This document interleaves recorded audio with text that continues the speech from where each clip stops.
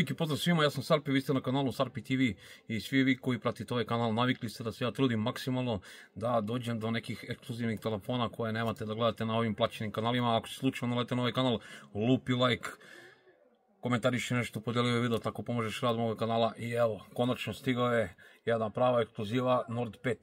Sada ćemo da radimo otpakivanje ili ti unboxing ove kutije, ovog uređaja i daću neke prve moje utiske o ovom telefonu. Ako vas zanima gdje sam kupio ovaj telefon, ostavit ću vam dole linkove u opisu ovog videa od prijatelja Draga sa KP-a. Kupio sam ga malo povoljnije nego što će biti cena za sve vas. Evo, dobio sam od Draga i ovaj adapter za naše utičnice. Pogledajte, kutija prava, made in India, znači ništa Evropa, ništa global, brate, samo Indija. Ako ti ne smeta što nema band 20, onda je to prava priča. Teška kutija. Evo, pogledajte šta piše nazad. 12256 Nord 5. Boja Dry Ice. Zanimljivo. Ajmo da uradimo unboxing ove kutije, da napravimo par rezova pa da vidimo šta to nama donosi Nord 5 u 2025. godini. Gledam da što manje oštetimo ovu kutiju, da bi kasnije mogao telefon da se proda. Ću ostavim kratku pauzu da se ne posjeću. Morao sam, jer gledam kroz kameru telefona, a oštra mi čak i ja treba da se posjećam. Kao što vidite, kad se skine ova folija, ovdje postoji ovako da se odlepi ovaj stiker kao na Samsungu. To mi se sviđa. Znači ima jedan, evo, stiker na cijeloj kutiji. Skinut ćemo ovu foliju, što se kaže vakum, friška roba. Ovo je, ljudi, izašlo skoro. Ajmo da vidimo šta se nalazi u ovoj kutiji. Pogledajte kako je lepa ova kutija, to je ono što ja kažem. Pogledajte, S25 Ultra, kutija keks, kutija Nord OnePlus. Smijurija. Pogledajte, ja volim ovo, šta vam kažem. Ovdje pretpostavljamo da je silikonska maskica, tako je. Bravo OnePlus, bravo Nord. A ne ono da moram da kupujem, da jurim, da se zezam. Evo je silikonska maskica, plave boje, lepa je, meni se sviđa. Nasklonimo ovo sa strane. Pogledajte kako je lepo upakovan. Telefon doduše neki papir, sad ćemo kasnije malo da ga izudimo. Pretpostavljam punjač od 80 W, topina kao od ovog mog OnePlus 13S telefona. Evo ga ovdje, to je moj primarni telefon, a inače ovo snima Samsung Galaxy S25 Ultra. Evo ovdje ima iglica za vađenje sima i onaj crveni OnePlusov kabel, klasika.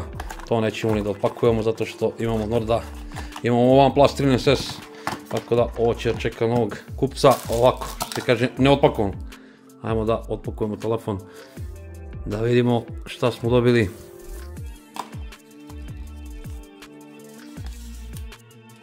Već sam osjetio da je to plastika, to mi se ne sviđa, kao kod Honora 400.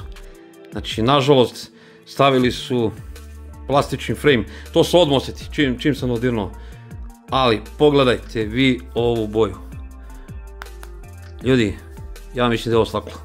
Ovo je fantastično. Ovo je kao da držim neki Samsung. Ovo je onako iskopiran Samsung A56, čini mi se. Ima dve kamere.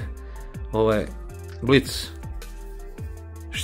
Štet što se Nord vratio par godina unazad, prošle godine imao metalno kućište, onako kompletno ceo metalni je bio, sad je vratio ovaj plastični frame kao na Nordu dvojici.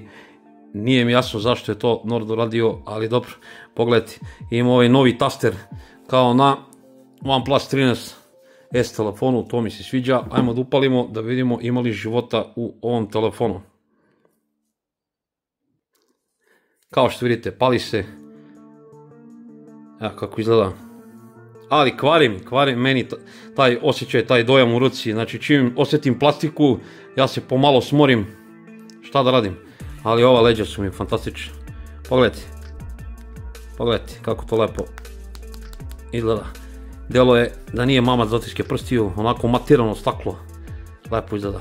Ovo nije velika budža, Lep telefon, nema šta, ali poprilično i veliki u ruci. Evo kad pogledate, kad ga poredim, djeluje mi kao S25 Ultra koji snima ovo. Pogledajte tu razliku sa 13S. Pogledajte, još ovo ima maskicu.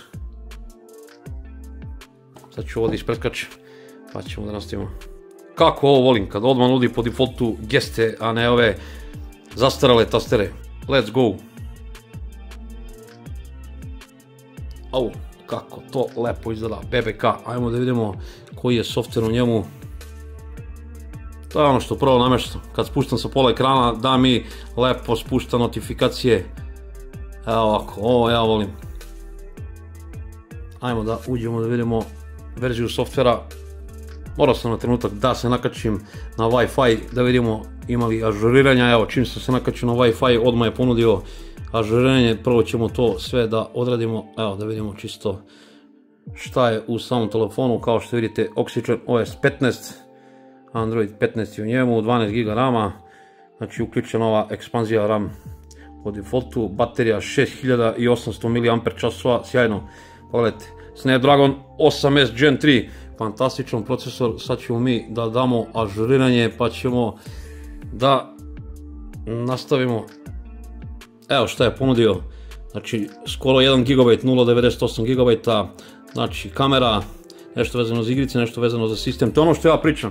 Kada neko nabavi telefon i uradi recenziju, a kasnije posle mjesec, 2 ili 3 izađu neke ispravke, može da bude mnogo bolje nego što je bilo u početku kad telefon izađe, tako da ću prvo da odradim ažuriranje ovog softvera, onda ubacujem svoje naloge, svoje aplikacije i krećem u testiranje ovog telefona, tako da ljudi pišite mi dole u komentarima šta bi voljeli da vam pokažem u recenziji ovog telefona. Trudit ću se da ona bude objektivna i nezavisna kao sve što su bile do sada, zato lupi like, komentariši nešto, podelio video, znam da sam dosadan, ali morate ljudi da mi pomognete. Jedini način da ostanem nezavisan je da lupite bar jedan like, to mi mogu značiti samo 10% vas lupi like. Vidimo se u realnoj nekoj recenziji telefona, ja mislim da će sutra već da izađe Samsung Galaxy S25 Ultra. Puno pozdrava od Sarpija, ljubi brat.